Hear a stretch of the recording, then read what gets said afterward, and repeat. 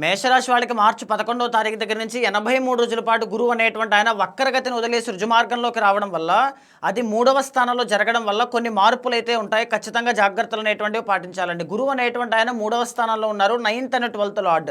దీనివల్ల వక్రగతిని వదిలేయడం వల్ల 3వ స్థానంలో పరిపూర్ణమైన ఫలితాలు ఇస్తారు. కాబట్టి ఉద్యోగంలో చికాకులు అనేటువంటివి పెరగడం కానీ, కలహములు అంటే గొడవలు అనేటువంటివి సంభవించడం కానీ, బంధుమిత్రులతో విరోధము అనేటువంటిది వచ్చే అవకాశములు కానీ కనబడే అవకాశాలు ఈ 83 రోజుల్లోనూ ఉంటాయండి. అంటే మీ చుట్టాలతోనూ, మీ ఫ్యామిలీతోనూ, మీ చుట్టుపక్కల ఉన్న వాళ్ళతోనూ ఖచ్చితంగా జాగ్రత్తగా ఉండాలి అని చెప్పొచ్చు. మీరు ఎక్కడైతే పని చేస్తూ ఉన్నారో అక్కడ కూడా ప్రెషర్ అనేటువంటిది పెరిగే అవకాశాలు కూడా ఈ 83 రోజులు ఉంటాయండి. మేజర్లీ చెప్పాలంటే ఏలినాటి శని నడుస్తోంది. మార్చి 15వ తారీఖు తర్వాత నుంచి ఏప్రిల్ 15 దాకా రవి శని కలయిక 12వ స్థానంలో కూడా ఉంది.